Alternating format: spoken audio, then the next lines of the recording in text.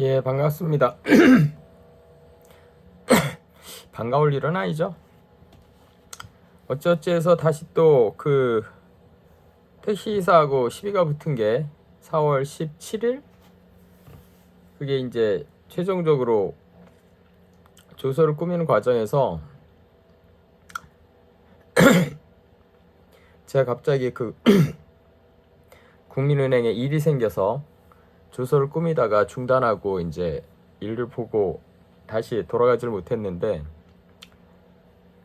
생각해보니까 그 경찰 입장에선 저를 긴급 체포할 수도 있을 것 같아요. 제가 대충 봐도 구속이 될 만한 사안이기도 하거든요. 아까 낮에 잠깐 말씀을 드렸지만 제가 뭐 기사에 멱살을 잡은 것도 사실이고, 커피 내려가는 소리가 참 요란하네요. 머리끄댕이 잡은 것도 사실이고 옆구리를 발로 한번 찬 것도 사실인 것 같아요.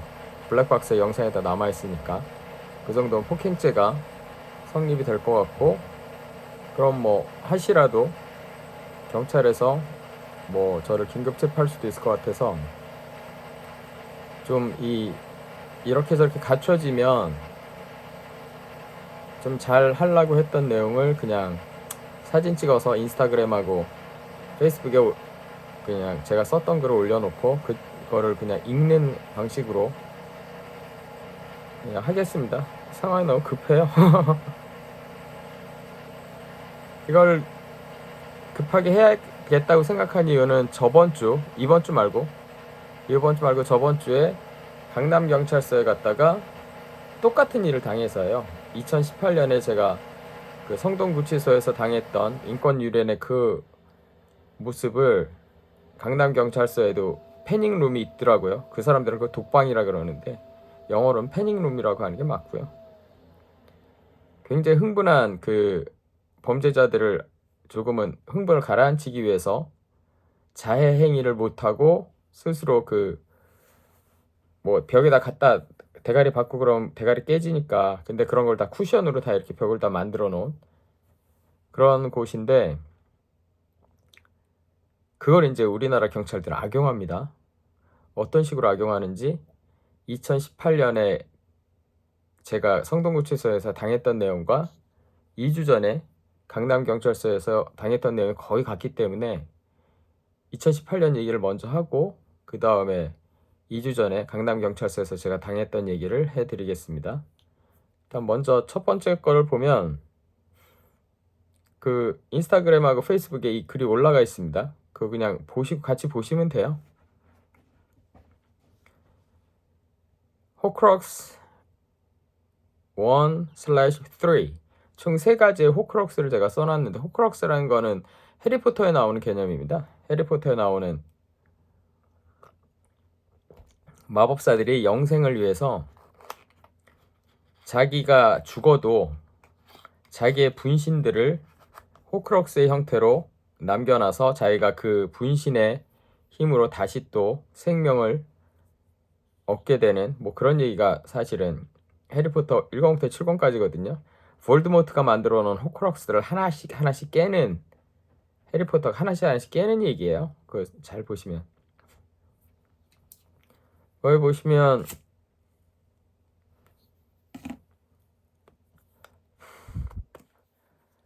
제일 첫 번째로 의견서라고 써있는, 옆에 보면 임지선 변호사가 가져갔으면 이렇게 써있는데, 임지선 변호사 이게 그 국선 변호사인데 걔 씨발년입니다. 저는 그때 그 저한테 더 씌워졌던 제목들이 다 죄가 아니고 난 무죄다라고 생각했기 때문에 국민참여재판을 하자 그랬어요. 저는 무죄라고 생각했기 때문에. 근데 임지선 변호사, 이 국선 변호사 이 씨발년이 기간을 도과해버렸어.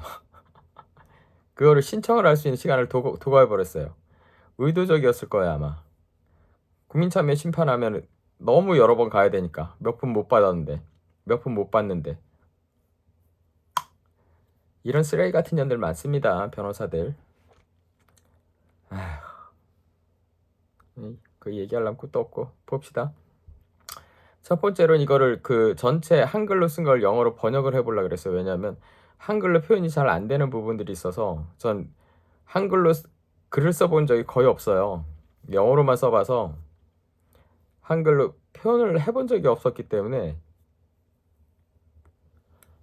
한글로 어쩔 수 없이 쭉 써놨는데, 왜냐하면 영어로 써놓으면은 그걸 또 누군가 번역을 해서 또 법무부나 이런 데 전해줘야 되잖아요. 그건 또 될 일이 아니잖아요. 그래서 영어로 다시 전체를 번역해 보려고 그러다가 포기했습니다. 처음부터 영어로 쓰는 거는 가능한데 한글로 돼 있는 거를 영어로 컨버팅하는 건 너무 힘들더라고요. 포기. 처음에 그래서 It's a translation of the petition to the Blue House where our president resides and works. 대통령이 살고 있는 청와대 신문고가 있습니다. 거기다 보냈던 건데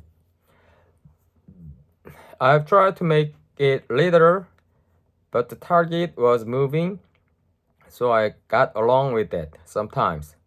근데 너무 그 왔다 갔다 하더라고요. 제 감정 상태나 상황이. 그래서 영어로 번역을 하려다가 포기. 그래서 그냥 한글로 그냥 해보겠습니다. 자, 첫 번째 페이지 19의 1. 이거는 청와대 국민신문고 국민청원에 보냈던 겁니다. 거기 넘버링까지 있죠. 거기서 접수받았다고 그걸 보내주셨어요. 접수 번호입니다. 그게 첨부문건 2. 첨부문건이 2개가 있었습니다.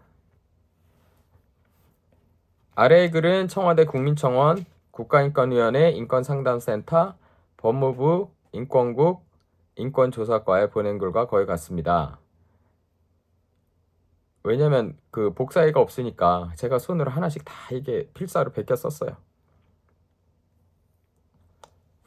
그러니까 세 군데 보낸 거죠. 청와대 국민청원하고 국가인권위원회 인권상담센터하고 법무부 인권국 인권조사과 세 군데 보냈는데 그 피드백이 온 거는 청와대 국민청원이 유일했습니다. 나머지는 그냥 무시해버리더라고요. 이 글도. 윤석열 정권 안에서냐? 아니에요. 당신들이 그렇게 사랑하는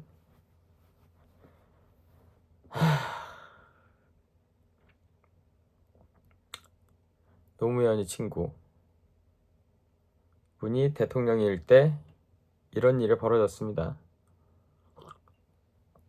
타이틀은 동부구치소 재수자 인권 유린의 현장. 쭉쭉 읽겠습니다. 시간이 너무 많이 걸릴 수도 있으니까. 0-1. 저는 2018년 4월 13일에 주거침입죄, 모욕죄, 영업방해죄 등의 제목으로 서울 동부지검에 의해 구속기소된 이재광입니다. 이하 경호처 생략. 4월 11일 오전 8시 50분경에 해민병원 성형외과 정형외과 환자 대기석에서 경찰관들에 의해 긴급 체포되어 광진경찰서 유치장에 감금되었다. 이미 2인이 있던 유치장 방에 들어가 화장실에서 용변을 보고 있는데 밖에서 본인이 불편하니 방 교체를 요구하자는 소리가 들려왔다. 화장실에서 나오자마자 당직 근무자에게 방을 교체해달라고 해서 1인실로 바꿨고 제가 먼저 선수를 친 거죠. 그때 본인에게 불만을 표하던 그 중에 하나가 보이스피싱 사기로 들어온 자였다. 13일에 서울 동부지검에서 검사에게 조서를 작성하고 밤에 서울 동부구치소로 이감되었는데 같은 방에 그 보이스피싱 사기범을 포함한 총 4인이 있었다. 그러니까 경찰서에 유치장이 있잖아요. 그 유치장에서 같은 방에 있었던 거예요. 그 사람들하고 보이스피싱 범들하고. 근데 유치장에서 구치소로 넘어갔는데 구치소로 넘어가 봤더니 구치소에서 또 같은 방에 걔들이 또 있게 된 거죠.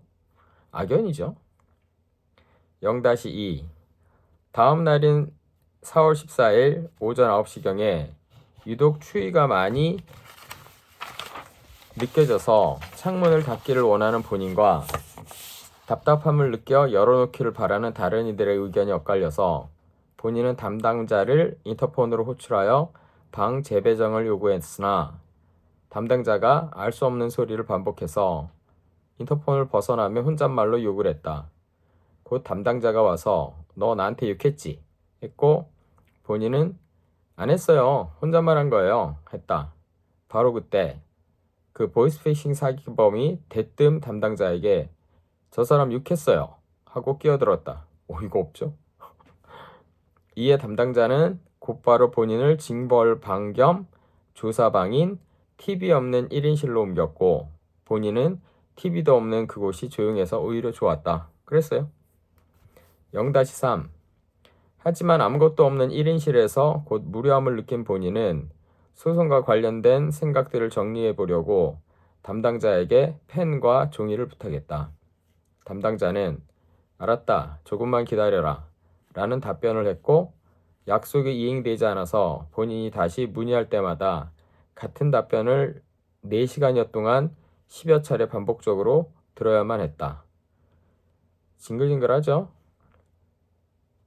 이에 화가 난 본인이 더 이상 인터폰에도 응하지 않는 담당자를 향해 방문을 플라스틱 손바가지로 치는 항의를 했다. 담당자가 곧 방문 앞으로 왔고 본인은 펜과 종이를 줄 때까지 이 행위를 멈추지 않겠다고 했고 담당자는 CRPT를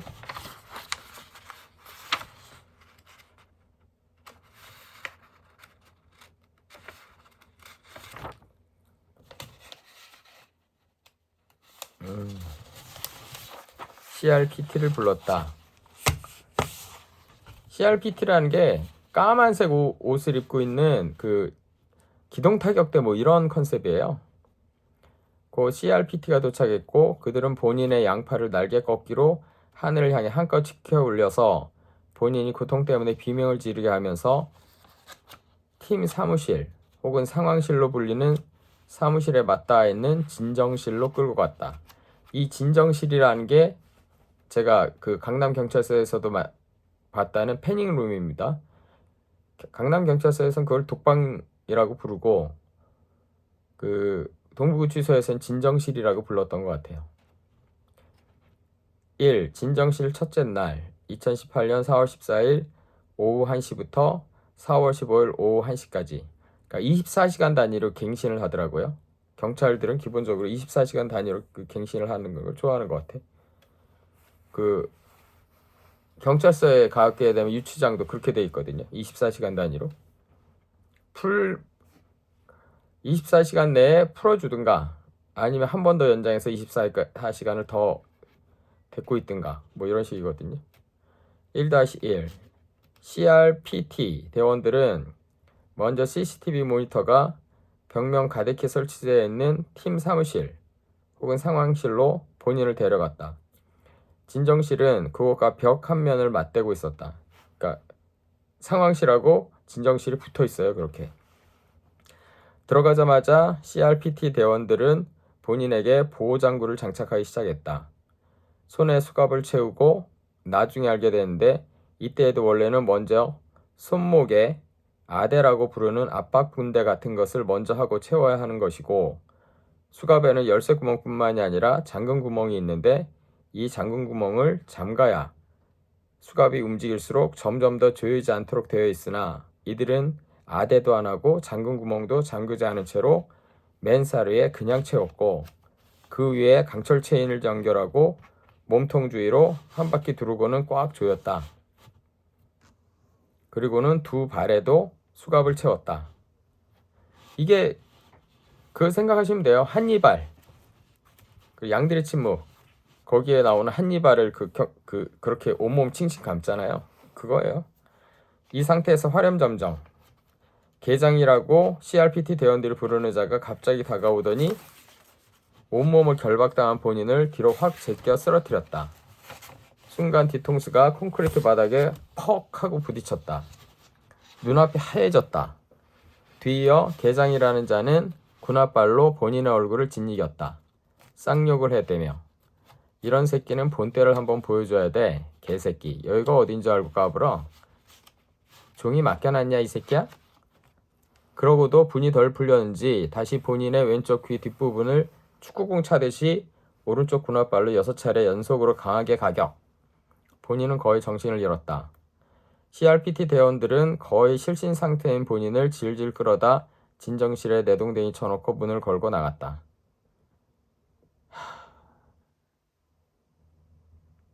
이게 구치소에서 종이 좀 달라고 개기는 이재광을 대하는 방식이었습니다.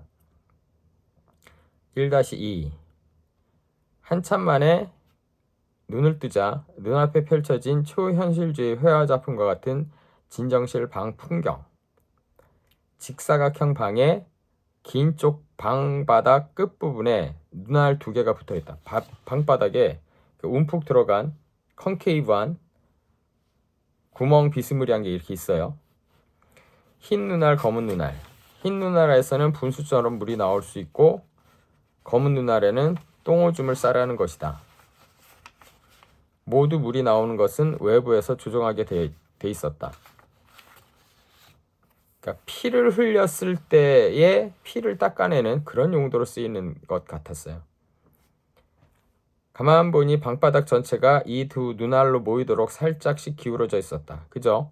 피 같은 거 이렇게 물 청소해갖고 닦아내려고 만들어진 것 같아요. 물 청소하기 편하겠군. 순간 떠오른 영화의 한 장면. 연쇄살인마가 살해한 시체를 토막내고 나서 욕실을 샤워기로 세척할 때 싱크홀로 모이던 그 핏방울들. 영화의 한 장면이 떠오르더라고요. 아, 여기서 사람 하나쯤 죽어나가기도 했겠구나. 그런 느낌이 딱 들더라고. 순간 오싹. 이 모든 상념들을 순간 압도해버린 것은 역시 양손목을 비틀 때마다 살을 파고 들어오는 잠근 구멍을 잠그지 않은 날카로운 수갑, 금속날로 인한 손목이 끊어질 듯한 고통. 두 가지죠. 꽉 조이고 고정을 시켜줘도 아픈데 꽉 조이고 고정을 안 시켜주니까 움직일 때마다 이게 더 조여져요. 계속 수갑이. 일부러 그렇게 한 거거든요, 걔네가. 도저히 익숙해지지 않는 고통을 받게 알리려고 방을 둘러보았다. 호출 버튼이 있었다. 다가가서 보니 버튼이 빠져있다.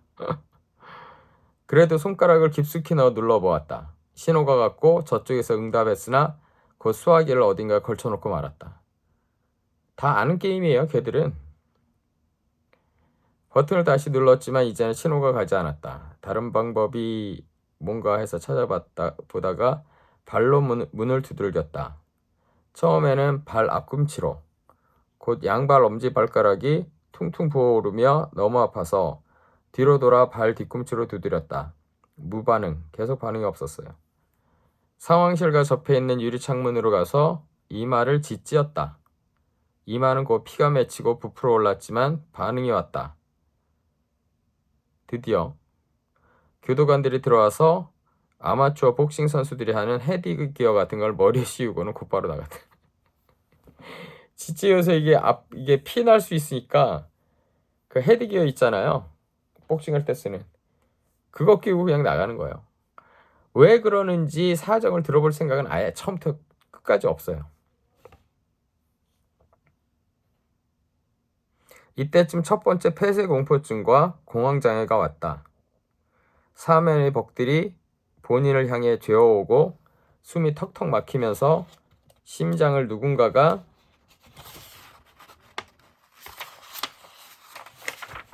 꽉 움켜쥐고 스펀지 쥐어짜는 듯 하는 것 같았다. 온몸에 식은땀이 흐르고 그만 탁 정신줄을 놓으려고 할 때 갑자기 정신이 또렷해졌다. 6시간. 그래, 어디선가 봤다. 이런 보호장구를 채우고는 6시간 이상 지속하지 못한다고 써 있었던 것 같았다. 어디서 봤는지 기억이 안 나요. 근데 봤던 것 같아. 그래, 버텨보자. 그까지 6시간. 본인이 중앙학생군사학교에서 PX 방해할 때 일주일이 멀다 하고 고참들이 본부 창고에 집합시켜서 콜라병 뚜껑에 머리를 박게 하고 앞으로 전진, 뒤로 운진, 360도 회전 이걸 30분이나 시키고 나면 일어난 후에 머리에 들러붙은 콜라병 뚜껑을 떼어내야 했는데 그때마다 이마에서 눈으로 코 양쪽, 입술 양쪽으로 피가 흘러내리곤 했다. PX 방이 편했던 것 같죠? 안 편했어요. 꽤 빡셌습니다. 우리 왜 돈을 다루니까 굉장히 군기를 세게 잡아야 돼요. 그래서 그랬어요. 그랬던 고참들도 3개월 버티니까 모두 전역하지 않았던가. 뭐 이런 6시간쯤이야. 군대 생각하면서 참으려고 했죠. 아니나 다를까 정말 창밖으로 햇살이 옅어질 무렵 저녁 때쯤 됐을 때 교도관들이 또 우르르 몰려와서 손발과 머리 헬멧을 풀어주었다. 5시 저녁 식사 시간이었다. 그렇지 이제 밥 먹고 2시간 더 있다가 7시에 나가겠구나. 잘 버텼네. 기특하다 이재광. 하면서 밥 잘 먹고 노곤해져서 방바닥에 널브러져 있었는데 CRPT 대원들이 다시 상황실로 본인을 불러서 세웠다. 1-3 이들은 처음에도 그랬던 것처럼 자신들이 하는 일을 비디오 카메라로 촬영하고 있었다. 본인이 경찰들 작업 스타일을 조금 아는데 분명히 오디오 기능이 꺼져 있었을 것이다. 편집할 때 엄청 불편하거든. 비디오만 나중에 자신들에게 유리하게 편집하겠지. 진정실에 설치되어 있는 CCTV도 마찬가지. 아무튼 너무 꼼꼼하게 다시 수갑과 체인을 채우기 시작했다. 난 왜 이러는지 몰랐어요. 처음에는. 설마 이거 밤새 이거 시키는 거야? 그런 생각이 들었어요. 본인 판단으로 앞으로 1시간도 안 돼서 다시 풀어야 할 것을 그렇게 생각했거든요. 이번엔 수갑을 채우기에 앞서 아대를 손목에 두르고 수갑에 잠근 구멍을 잠궜다. 제대로 한 거죠. 서로 확인했다. 이미 손목에는 충분히 많은 상처가 났다는 것을. 그러니까 더 이상 상처 나면 안 되니까 그렇게 한 거예요. 나를 위해서 그런 게 아닙니다. 다음으로 쇠사슬을 허리춤에 둘러 묶었는데 이번에는 2명이 달려들어서 서양 여자들 예전에 코르셋 입힐 때 끝까지 당겨서 채우듯이 했다. 징한 놈들. 저녁을 많이 먹은 게 곧 후회되기 시작했다. 발목도 최대한 꽉 채우더라. 그놈들 최후의 발악을 하는구만. 허참. 1시간만 하면 되는지 한다고 생각했으니까. 다시 진정방으로 들어갔고 본인은 창밖의 햇빛만 바라봤다. 너무나도 느리게 하지만 꾸준히 햇살은 사위어갔고 곧 캄캄해졌다. 7시 정도면 이걸 풀어줘야 되는데 요새 이 정도 어둠이면 8시는 넘었을 텐데 그 생각만 한 거죠. 오른쪽 발목이 찢기는 통증이 왔지만 문을 다시 발 뒤꿈치로 찼다. 1시간 가까이. 무반응. 2번째로 폐쇄공포증과 공황장애가 왔다. 기대가 있었는데 허물어졌으니까. 온몸이 식은땀으로 젖었고 입에서는 맑은 침이 질질 흘러나왔다. 풀려날 줄 알고 양껏 먹었던 저녁 식사가 결국 문제가 됐다. 위를 쇠사슬이 강하게 압박하고 있으니 구토와 배변이 위아래로 비집고 나왔다. 미치는 거죠. 토 나올라 그러고 똥도 나올라 그러고. 바지를 벗을 수가 없어서 그대로 쏟아냈다. 위아래로. 똥도 싸고 토도 하고 눈코로는 눈물과 콧물도 계속 꾸역꾸역 나왔다. 저절로 기대가 터져 나왔다.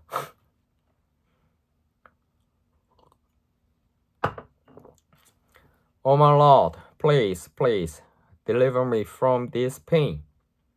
I can't hold them anymore. 제발 이 고통에서 벗어나게 해주십시오. 더 이상 못 참겠습니다.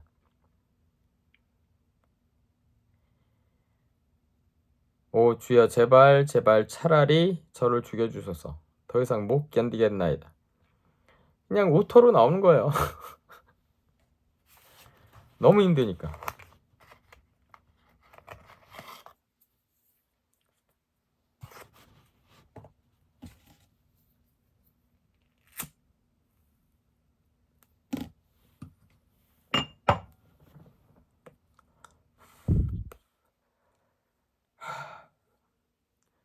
곡절 끝에 광장동 성당에서 토마스라는 이름으로 세례받으며 로만 캐톨릭이 되기 전과 후에 5년여 동안 성경 공부를 어지간히 했다.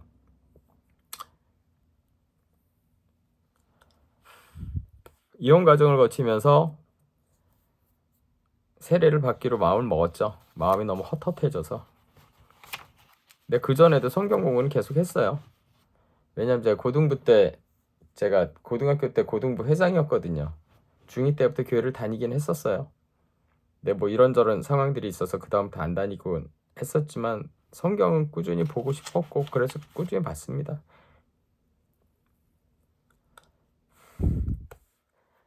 NRSV 아시죠? Newly Revised Standard Version, 그러니까 킹 제임스 버전, Revised Standard Version, Newly Revised Standard Version 이 세 번째 정도로 이제 업데이트를 한 그런 그 새로운 번역이죠. NRSV 바이블 한 권 들고 iTunes U 한참 유행했었죠. 한동안. 그러니까 미국의 거의 그 유명한 대학들이 다 자기네 강의들을 막 인터넷에 올려주던 그 시절이에요. NRSV 한 권 들고 iTunes U에 올라오는 전 세계 신학대학들 강의를 거의 다 들었다. 문제는 기도가 여전히 잘 안 되는 것이었다. 성경에 대한 지식은 많아졌는데 이게 생활 습관으로 기도가 그 자리 잡지 않으니까 기도가 잘 안 되더라고요. 그 문제가 이번에 해결되었다.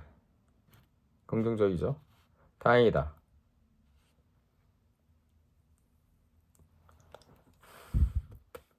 간절하게 기도하는 법을 배웠죠. 그렇게. 일다이사 그렇게 앉지도 서지도 눕지도 못한 채 13시간이 흘러갔고 다음 날인 4월 15일 주일날 아침 7시에 아침 식사를 위해 교도관들이 수갑을 풀고 더러워진 바지는 그대로 다시 입히고 팬티만 갈아줬다. 아침밥이 먹히는 게 신기했다. 밥을 먹으며 보니 물이 나오는 곳에 물 빠지는 부분이 누르면 닫히고 또 다시 누르면 위로 올라와 열리는 구조였다. 이해되세요?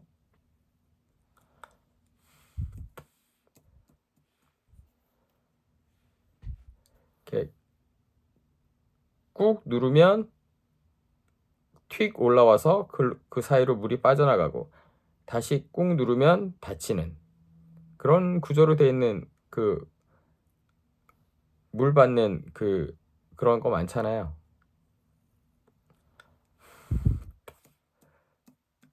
그걸 보고 그렇다면 하고 돌려봤더니 누르기만 하게 되어 있는데 한번 돌려봤어요 제가. 역시 위쪽 금속 부분이 빠졌다. 밥을 다 먹자마자 다시 CRPT 대원들이 와서 보호장구를 채우기 시작했다.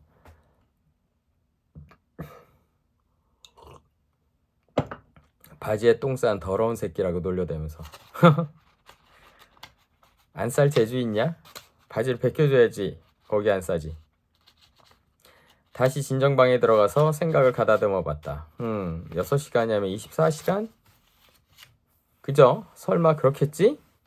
순간 마음이 편해졌다. 6시간만 더 버티면 된다. 그렇게 마음 먹자 꾀가 났다. 일단 벽에 몸을 붙이고 비벼서 바지와 팬티를 내렸다. 여전히 똥을 싸고 싶으니까.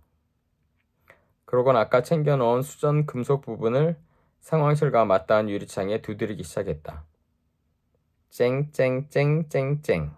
이거 하려고 뺀 거예요. 곧 교도관들이 문을 열고 들어왔고 바지를 내리고 있는 본인을 보더니 CCTV로 찍히고 있는 게 두려워서였는지 수갑을 풀어주고 똥을 싸라고 하고 나갔다. 미쳤냐 내가 똥을 싸게? 본인은 곧 바닥에 들어넣어 못 잔 잠을 청했다. 오래지 않아 그들은 다시 방에 들어와 본인에게 보호장구를 다시 채웠고 본인은 다시 바지를 내리는 숨바꼭질 놀이가 반복되었다. 그렇게 11시 점심시간이 되었고 오후 1시가 됐다. 진정실 둘째 날 4월 15일 오후 1시부터 4월 16일 오후 1시까지 24시간이 됐는데 이게 처리가 안 되고 있는 거예요. 2-1 이번에도 또 본인이 예상을 빗나갔다. 24시간이 아니었다. 오후 3시쯤 CRPT 대원들이 다시 왔길래 야 니들 중에 대가리가 누구야? 48시간인지 72시간인지는 고지해줘야 될 거 아니야? 그래야지 참는 그게 있잖아요. 24시간은 아니야. 그러면 48시간? 아니면 72시간? 도대체 어느 정도 시간까지 그 진정실에 가둬둘 수 있는지를 고지를 좀 해주는 거? 그게 그렇게 어려운 일인가? 묵묵부답. 답이 없더라고요. 오후 5시경에 저녁 식사 후 여전히 그들은 본인을 거칠게 꽁꽁 동여매 넣을 것 같고 또다시 공포스러운 길고 긴 밤이 찾아왔다. 너무 아프고 힘드니까 별아볼 생각이 다 들었다. A to some place는 곧 망할 거다. 둘이 마셔봐야 얼마나 마신다고. Three some, four some, five some 정도는 돼야 커피가 마시고 싶었나 보다. 그러니까 to some place는 둘이서 이제 커피 마시는 곳이라는 그 의미로 그렇게 커피숍 이름을 지어놨는데 여럿이 하면 좋잖아요. 별 헛생각이 다 들었네. 2-4월 16일 월요일 아침 7시. 그러니까 밥 먹을 때는 그래도 풀어주거든요. 근데 아침 7시가 되는데도 아침을 안 줘요. 그러니까 풀어주질 않는 거죠. 식사라고 잠깐 풀어주면 용병부터 봐야겠다는 계획은 수장에서 바지를 내리고 엉거주춤한 기마자스로 똥을 쌌다. 밑을 닦아야 되는데 묶인 손이 닿지를 않는다. 포기. 짐승이 된 거지, 짐승이. 물을 내려야 하는데 밖에서 조정하게 돼 있으니까 어째볼 도리가 없다. 그러니까 누르면 물이 내려와야 되는데 밖에서 조정을 하니까 걔들이 이걸 해줘야 물이 나오는 거거든요. 그러니까 뭐 똥이 그냥 그 자리에 있는 거죠. 방 안에 가득한 똥 냄새랑 친해지는 수밖에. 근데 느낌이 좀 온다. DJ께서 그러셨던가. 김대중 대통령님께서 아침이 밝기 전 끝새벽이 제일 깊은 법이라고. 최후의 발악인지 아침까지 안 주는 걸 보니 72시간이 아니라 48시간으로 끝나겠군. 그렇게 예상을 했어요. 교도관들이 아침 9시쯤 들어와 변기에 물을 내려주고 손을 풀어주며 빵과 우유를 줬다. 일단 목이 너무 마르니 두유를 다 마시고 빵을 유리창에 던지며 말했다. 밥 달랬지 빵 달랬냐? 야, 이재광 참 독한 놈이죠. 다시 CRPT 대원들 등장. 이번엔 진짜 그들의 최선이 어디까지인지를 보여줬다. 아래 위로 수갑과 쇠사슬을 얼마나 꽁꽁 꽉 묶었는지 안정방으로 돌아온 후 10분도 지나지 않아서 양손이 빵빵한 풍선처럼 부풀어 올랐다.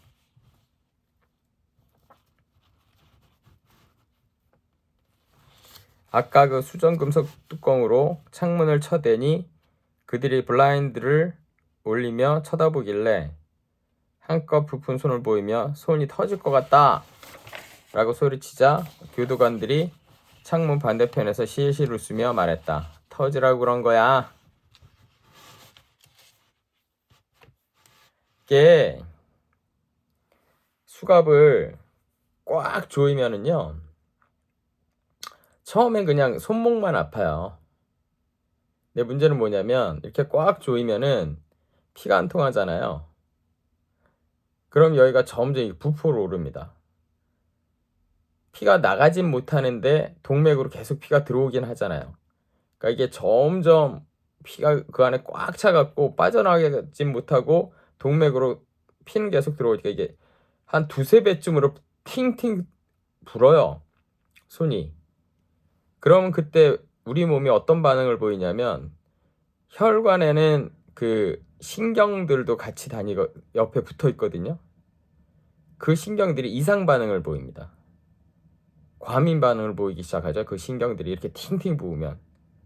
그러면서 엄청나게 아픈 고통이 옵니다. 팅팅 부으면서. 그거를 이번 일요일날, 저번 주 일요일날 강남경찰서에서 이 비슷한 일을 두 사람이 나란히 앉아서 당했어요.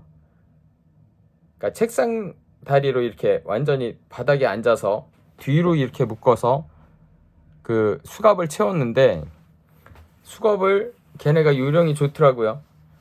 꽉 채우는 거예요. 양쪽을 다. 옆에 있는 사람들 꽉 채우는 거야. 다. 그러니까 손이 1시간도 안 지나서 팅팅 불어요. 그럼 엄청나게 아프거든요. 옆에 아저씨는 저보다 나이가 좀 한 대여섯 살 많아 보이는데 나중엔 똥을 지리더라고요. 너무 아프니까 똥을 지리시더라고, 그 자리에서. 전 그래도 옛날에 이거 당해봐서 뭐 23시간도 당했는데, 뭐 지지난주 강남경찰서에서는 한 10시간 당했거든요. 10시간 정도 껌이죠.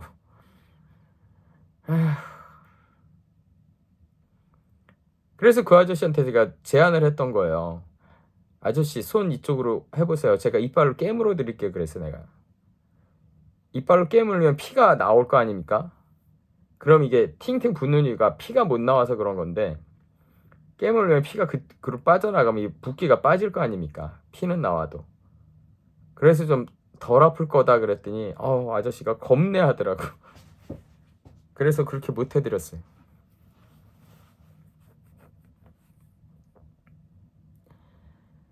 그러니까 얘들이 이렇게 끔찍한 짓들을 하는 걸 보고 제가 느꼈던 감상이 여기 써놓은 거예요. 누가 이들을 이런 악마로 만들었을까? 이명박근혜 정권을 거친 지난 10여 년, 얼마나 많은 시민들이 이런 고초를 겪었을까? 그 생각이 들더라고요. 나만 당하는 게 아닐 것이다. 힘없고 백없는 우리 사회 가장 밑바닥에서 하루하루를 이미 충분히 힘들게 살아가고 있는 민초들을 이다지도 처절하게 밟아대야만 하는 걸까? 그 패닝룸, 진정실이라고 하는데 어떤 사람들이 왔겠습니까? 저처럼 개기는 사람들이었겠죠. 경찰들을 안 두려워하고, 교도관들을 안 두려워하고. 그런 사람들이 여기 와서 본때를 한 번씩 보여주는 겁니다. 이렇게 엄청난 고통을 한번 당하면 인간이라는 게 꼬랑지 말게 돼 있어요. 그거를 노리고 이 짓들을 하는 겁니다. 경찰, 교도관들, 얘들이. 2-3. 머지않아 팀장이라는 자가 와서 수갑을 풀어주며 11시경에 점심을 먹게 해주었다. 상황실로 나와 이 얘기도 나누었다. 본인이 말하길, 팀장, 제가 그렇게 얘기한 거예요. 팀장, 당신 참 악질이네. 당신 부하들은 쏙 빼놓고 더러운 일은 CRPT 애들이 도맡아서 하게 만드네. 걔들은 또 분위기 파악 못하고 아무 생각 없이 끝까지 악랄하게 명령 수행하고, 이런 식으로 정식으로 그 교도 행정을 하는 애들, 교도관들은 직접 저한테 안 해요. 새카만 옷을 입어서 이름이 뭔지도 모르고 지위가 뭔지도 알 수 없는 그런 복장을 한 애들이 와서 이렇게 저한테 이 짓을 하는 거거든요. 팀장이 웃으며 답했다. 주말인 토, 일요일에는 CRPT가 없어서 우리 교도관들이 주로 일을 했고, 오늘은 월요일이라 CRPT 대원들이 하는 겁니다. 그러니까 그놈들이 옷만 바꿔 입고 하는 거예요. 본인이 반박했다. 주말에도 CRPT 대원들이 주로 했거든? 이 모든 상황을 뒤에서 배후 조정한 게 당신인데 어디 이제 와서 개구라를 치고 있어? 했더니 묵묵부답. 교도 대원들은 아니란 얘기죠. 처음부터 끝까지 CRPT 대원들이 했단 거예요. 조금 후에 72시간까지 가능하나 48시간으로 종료하겠다고 하기에 그러라고 했다. 그러니까 원칙적으로 72시간까지 그 독방, 진정방에 가둬놓고 이 고문을 할 수 있다는 겁니다. 재소자들을 대상으로. 근데 중요한 건 뭐냐면 여기가 교도소가 아니라 구치소라는 거예요. 유죄 확정된 사람들이 아니라 재판 과정 중인, 무죄가 날 수도 있는 그런 사람들이란 겁니다. 그런 사람들을 대상으로 이렇게 무작스런 짓을 하는 거예요.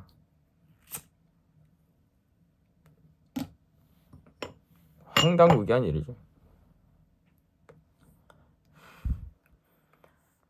독거방으로 돌아와서 3-1 4월 19일에 엄마가 면회를 와서 갔다 왔더니 낮 시간 교대 근무자인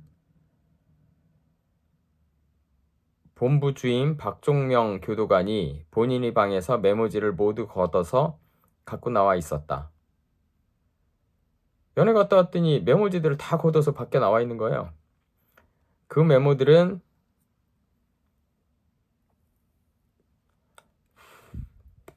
이재광 영어서당 관련 사업 구상 내용이 대부분이었지만 지금 쓰고 있는 진전방에서의 고문 폭행에 대한 사실을 기록한 것도 있었다. 이놈들이 그거를 기록해놨을까봐 이걸 이렇게 뺏어가려고 그러는 거죠. 본인이 외부로 나가는 서신 외에는 재소자의 저작물을 사전 검열하는 것은 명백한 불법 행위입니다. 외부로 나가는 것도 아니고 자기가 그냥 써놓은 건데 그걸 이렇게 탈취해 가는 거죠. 공무원인 당신이 뻔히 불법임을 알면서도 어찌 이런 짓을 하십니까? 그랬더니 박종명 교도관은 아무 말도 안 하고 본인의 메모지를 모두 무단으로 강탈해 가버렸어요. 기록은 못 남기게. 3-2 구속적부심 기각 판결. 4월 18일 2시에 직결심판이 있다고 해서 출정했다. 웬 직결심판? 검사가 공소장 내용 중 일부를 떼내서 직결로 넘겼나? 이게 이해가 안 되는 거예요. 구속돼서 구치소에 들어와 있는데 무슨 직결심판이 있어? 그게 가능한가? 등등의 의문을 품고 갔더니 구속적부심 심판.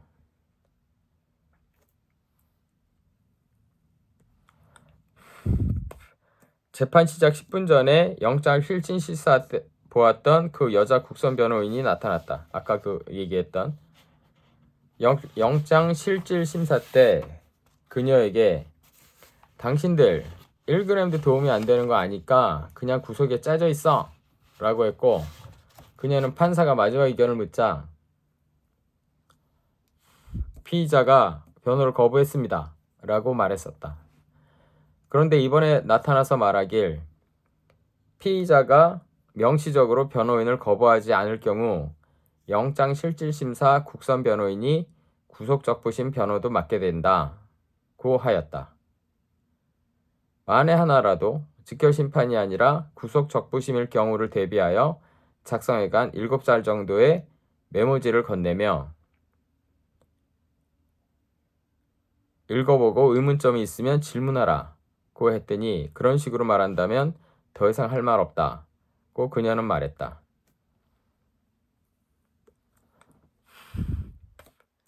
그렇게 구치소에서 저한테 구속적부심 심사가 아니라 직결심판입니다 라고 말했어도 저는 이게 구속적부심 심판일지도 모른다라고 생각을 해서 거기서 말할 내용을 이렇게 써갔어요. 근데 그걸 이렇게 보여주면서 이걸 갖고 나를 변호를 해달라 라고 국선 변호인한테 이렇게 부탁을 한 건데 거부하는 겁니다.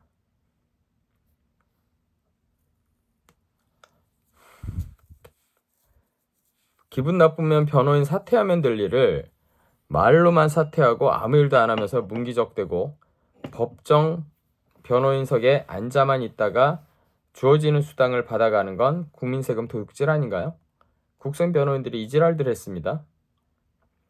응? 임지선 국선 변호인. 아무튼 재판이 시작되었고 구속적부심 판사에게 본인이 말하길 영장 실질심사 때 판사에게 열과성을 다해서 이번 구속수사가 얼마나 말이 안 되는지를 자세히 소명했지만 결국 도망할 우려가 있다는 이유로 구속이 유지됐다. 그랬어요. 구속적부심 심사 때. 자, 이번에는 그 부분만이라도 한번 짚어보자. 그러면서 제가 얘기를 했죠. 내가 왜 도망갈 우려가 없는 사람인지, 왜 구속될 이유가 없는지. 첫째, 무직. 내가 무직이기 때문에 도망갈 우려가 있다는 거예요? 맞다. 현재 무직이다. 하지만 2018년 4월 2일까지 양재동에 있는 서울마중이라는 식당에서 일을 했고 현재는 다시 영어학원 사업을 시작하려고 신한은행과 시설투자 대출 협의가 마무리 단계에 접어든 상태였다. 그때 그랬어요. 다시 학원 하려고. 둘째, 주거 불안정. 현재 큰누나 소유의 다세대 주택 지층 왼쪽 집에 본인이 무상임대로 살고 있고 지층 오른쪽 집에는 모친이 살고 있고 두 층 위에는 둘째 누나가 살고 있다. 주거가 불안정해 보이는가? 가족들이 이렇게 모여서 사는데 뭐가 불안정해요? 셋째, 현재 집행유예 기간이다. 그죠? 그때가 집행유예 기간이었어요. 앞에 끝나지 않은 상태였어요. 맞다. 징역 6월에 집행유예 2년, 징역 2년에 집행유예 3년이 내려져 있는 소위 쌍집행유예 상태에서 다시 기소했다. 그 전 얘기도 하려면 길어요. 집행유예 상태에서 들어가는데 다시 또 집행유예를 내려주는 쌍집행유예 상태였어요. 기적적으로 그렇게 됐었거든요. 근데 또 걸려 들어온 거예요. 하지만 이렇게도 생각해 볼 수 있지 않나. 이번에 기소된 주거침입죄, 모독죄, 주거침입죄라는 게 2층 여자애하고 신랑이가 붙었는데 걔가 저를 계단에서 밀어서 제가 굴렀거든요. 그래서 제가 경찰을 불렀고 그리고 또 해민병원 가서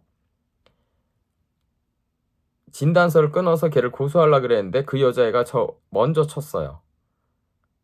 내가 주거침입을 했다고 고소를 먼저 한 겁니다. 그래서 주거침입죄로 걸린 거예요. 모독죄? 하도 황당무계하게 법 집행을 하잖아요. 경찰관이 와서. 다친 건 난데 나를 오히려 주거침입죄로 엮고 앉았으니 제가 가만히 있습니까? 욕을 바가지로 했죠. 경찰한테. 그랬더니 모욕죄.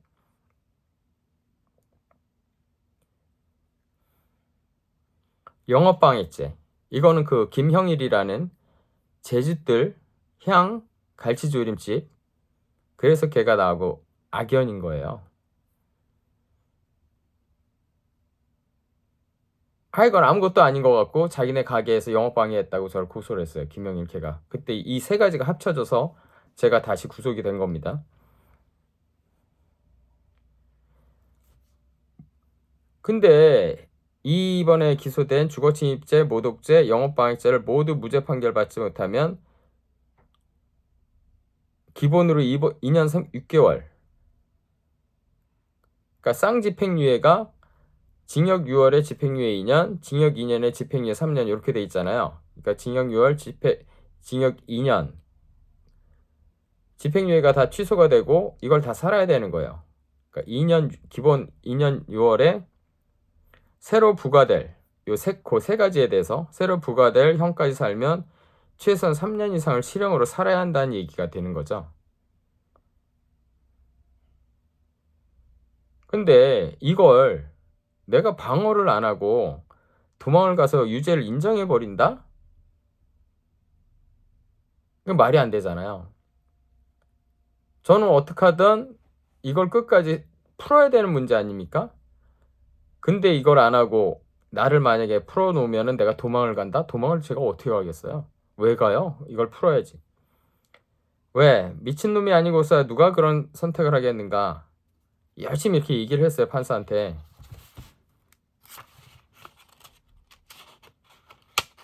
그러니까 열심히 듣는 척 하던 오재성 혹은 송병훈 판사. 여자는 아니었으니 조윤정 판사는 아닐 테고. 그러니까 판사 이름이 뭐였는지 좀 헷갈려요. 재판정에는 분명히 한 명의 판사만 나왔는데 결정문에는 3명의 판사 이름이 올라와 있어요. 합의심인 거예요. 근데 한 명이 재판을 이끌었거든요. 배석 판사 없이. 근데 결정문에 보니까 배석 판사가 있다고 나왔어요. 골 때려 이것도.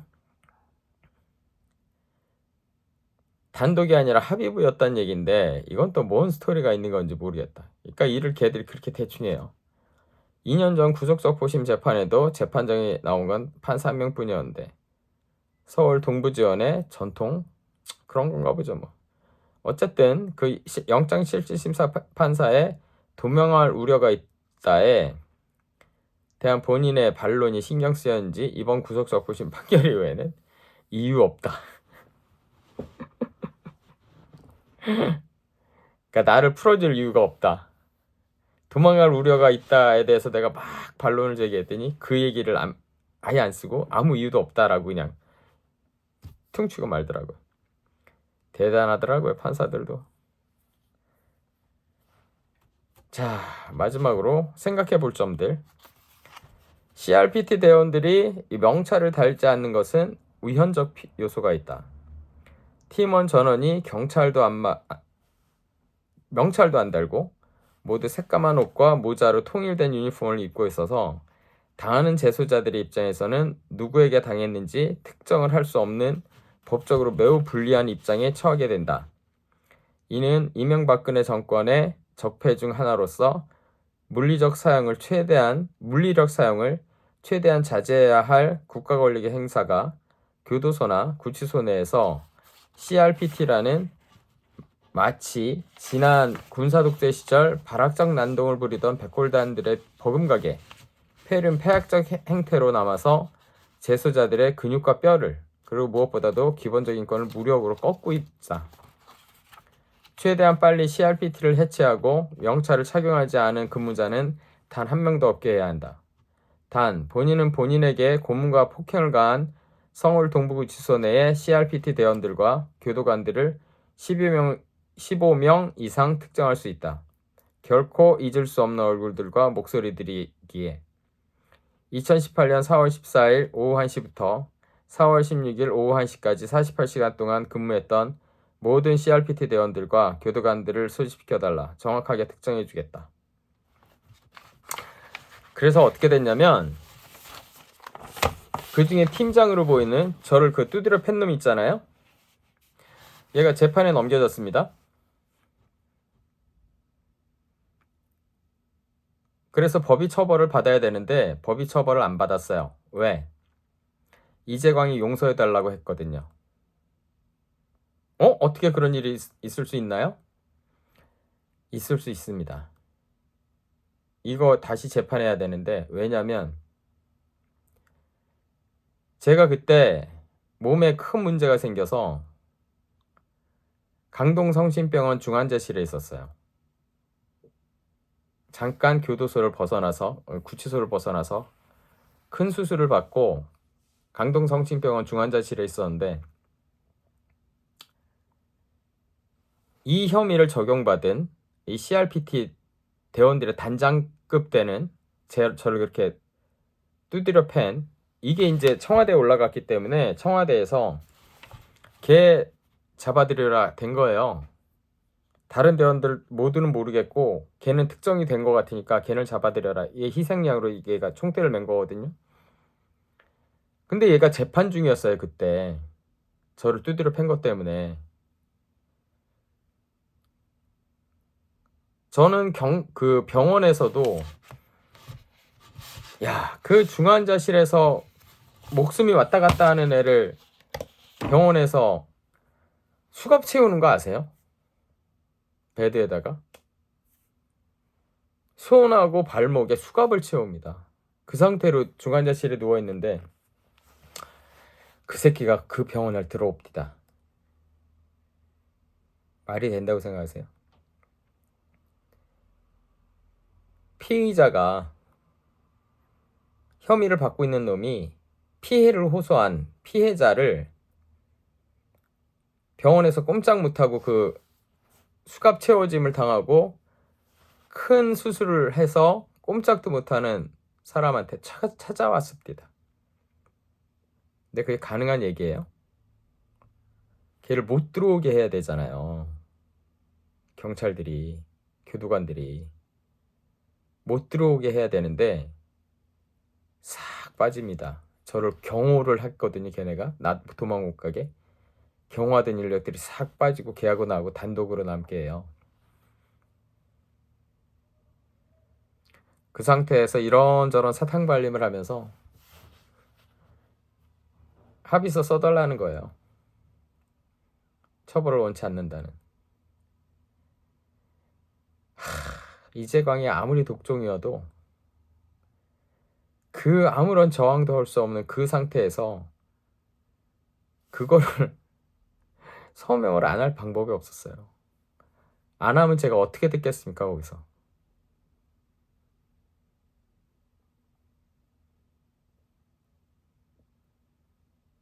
그 서명 받아가서 피해자가 합의해줬다. 그래서 이게 풀려났어요. 대한민국 경찰들이 이렇게 썩었어요. 판사들이, 검사들이 그거 어떻게 받아오셨어요? 그거 한 번 안 물어봤을 겁니다. 그 사람 지금 어떤 상태입니까? 검사나 판사가 그 한마디 물어봤으면 상황은 달라졌을걸요? 꼼짝도 못하는 중환자실에서 그 몸이 상한 상태에서 핸드컵을 그렇게 손하고 발에 하고 있는, 목숨이 왔다 갔다 하는 그 상태인 사람이 거기서 한 거를 하면서 그거를 안 쓸 수 있겠어요? 어떤 상황에서 그거를 받아왔는지에 대한, 그게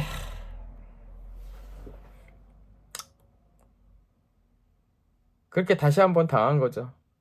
두드려 맞은 것도 억울한데 그거에 대해서 이렇게 글을 썼더니 그놈이 재판에 넘겨졌는데, 재판에 넘겨진 놈이 찾아와서 그놈을 막아서야 될 경찰들을 다 밖으로 내보내고 저한테 좋게 말하면서 쓰라고 하는 거죠. 내가 만약에 안 쓰겠다 그랬으면 좋게 말만 하진 않았겠죠. 손발을 비틀면서 고문을 했겠죠. 그러면서 쓰라고 했겠죠.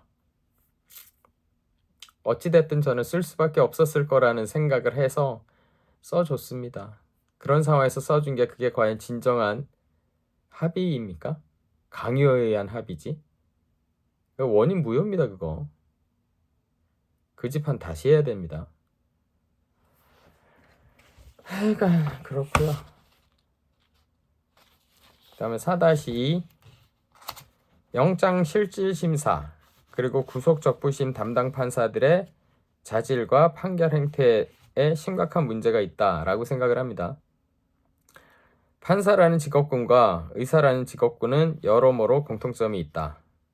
무엇보다도 먼저 떠오르는 것은 외롭게 홀로 전문 지식을 총동원하여 판단하고 그 결과를 감당해야 한다는 것이다. 때로는 사람의 목숨이 왔다 갔다 한다. 또 한 가지는 명판사 혹은 명이라는 말이 존재하는 것만으로도 알 수 있듯이 같은 판사, 같은 의사라도 그 실력과 판단의 정확도가 1부터 100까지 천양지차라는 점이다. 차이가 많다는 얘기예요.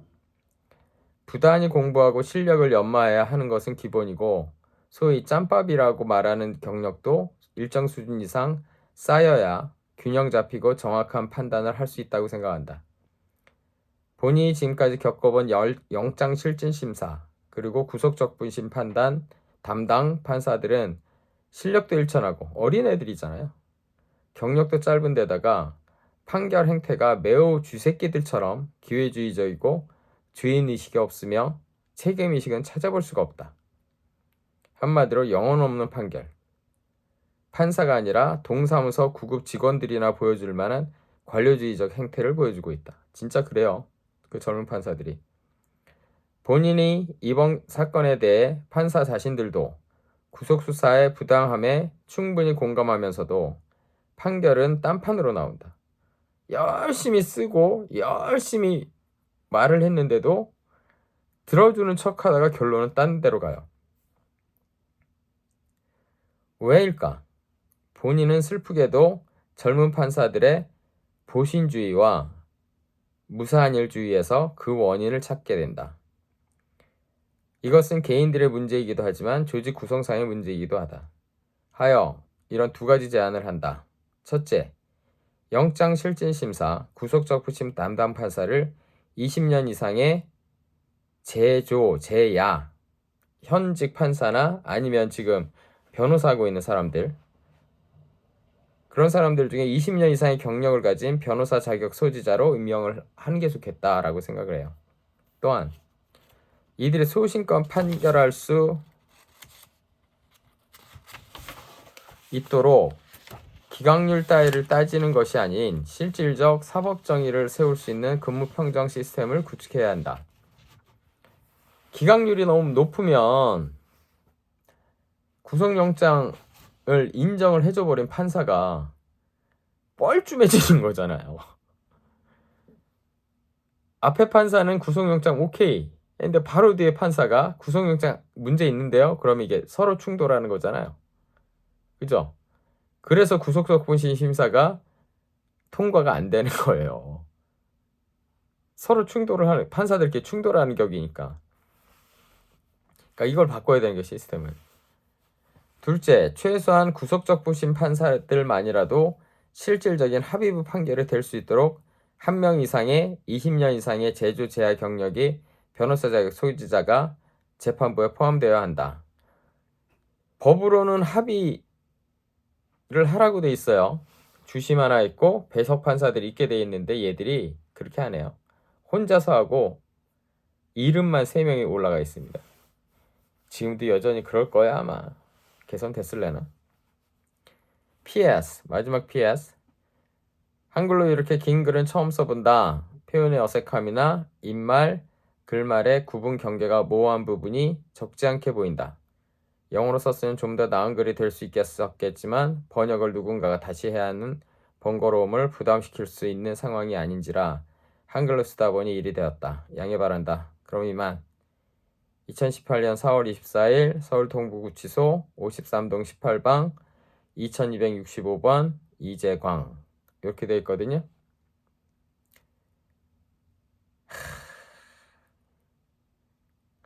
나 때렸던 그럼 다시 재판해야 됩니다. 강요에 의한 합의였거든요. 이걸 맡아줄 변호사가 있을까요? 거의 없을 겁니다. 억울함은 이재광이 몫이죠 그냥. 그 다음에 호크럭스, 이게 호크럭스 1이고요. 호크럭스 2, 호크럭스 3까지 있습니다. 그 빠른 시간 내에 한번 해보겠습니다. 그러니까 요때 당했던 요 그 핸드컵